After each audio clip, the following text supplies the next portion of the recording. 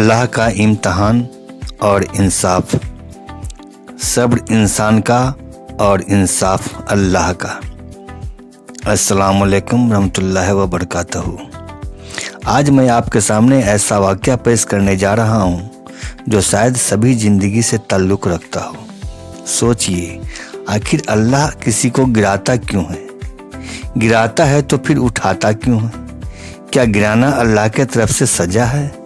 इंसान के सब्र का फल अल्लाह कब और कैसे या किस रूप में देता है? क्या अल्लाह इंसान के आंसू को मुस्कान में तब्दील करता है? दोस्तों, तो आइए हदीस और कुरान की रोशनी में इन सभी सवालों के जवाब जानने की कोशिश करते हैं कि इस मामले में अल्लाह का क्या फरमान है। अल्लाह किसी को गिराता है, लेकिन गिराना सज़ा नहीं होता, और उठाने से पहले अल्लाह अपने बंदों का इम्तहान लेता है। वह एक ऐसा वाक़या है जो शायद हर ज़िंदगी से ताल्लुक़ रखता है, इसलिए मेहरबानी करके इस वीडियो को स्किप ना कीजिए। इंसान जब दुआ करता है तो वह सिर्फ मिलने की कोशिश करता है, लेकिन अल्लाह तरबियत भी करता है। हर मुश्किल का मतलब ये नहीं कि अल्लाह नाराज़ है।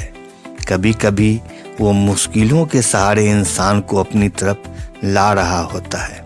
कुरान कहता है फ़ा इन्ना मा अल उसरी युसरा, यानी हर मुश्किल के साथ आसानी भी है।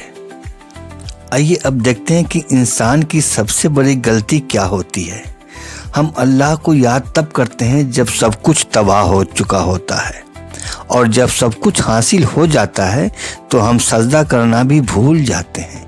याद रखिए, अल्लाह खामोश होता है लेकिन गाफिल नहीं।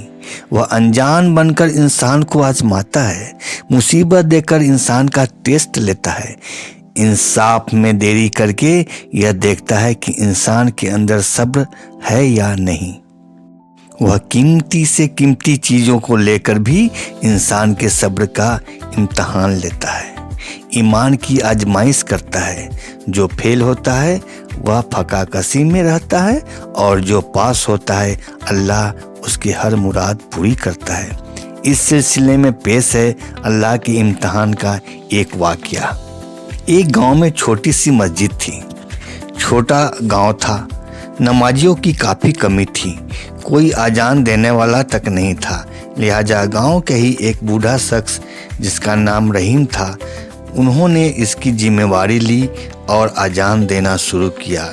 लोग अभी से पहले उसे बेकार, फालतू और निकम्मा समझ रहे थे, लेकिन अब वह अल्लाह का काम करने लगा था।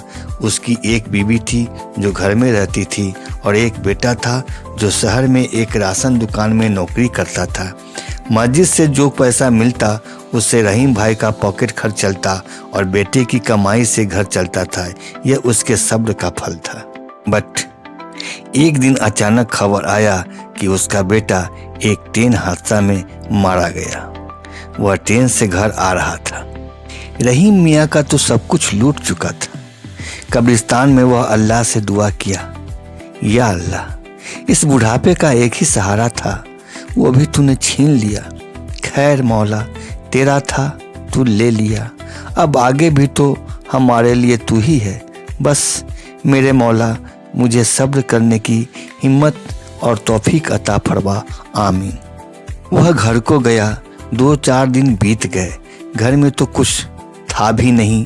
जो कुछ भी था सब बेटे के कफन दफन में लगा चुका था। अचानक रात में काफ़ी बारिश हुई। इतना पानी हुआ कि लोगों के घरों में पानी घुस आया। लिहाजा बूढ़ी यानी रहीम भाई की बीवी बोली, आज पानी कुछ कम गया है, कब्रिस्तान जाकर बेटे के कब्र की हालत तो देख आइए। रहीम भाई रात के समय ही कब्रिस्तान में चला गया। आसमान साफ था और चांदनी छिटक रही थी। कब्र तो ठीक था, पर चांद की रोशनी में रहीम भाई को बेटे के कब्र के ऊपर कुछ चमकता हुआ दिखाई दिया। रहीम भाई ने उठाकर देखा तो वह सोने के सिक्का जैसा दिखाई दिया। उसने सभी 10-12 सिक्के उठाकर घर ले आए। सुबह में पता चला कि वह दोनों ने अल्लाह की बारगाह में हाथ उठाया, या अल्लाह, तू किसको कब क्या नवाजता है तू ही बेहतर जानता है। हदीस में भी आया है अल्लाह सब्र करने वालों के साथ है। तो आज का पैगाम क्या कहता है दोस्तों, अगर आज आप मुसीबत में हो, सताए जा रहे हो, दुख दर्द बीमारी लाचारी मजबूरी बेरोजगारी से परेशान हो तो सब्र करो।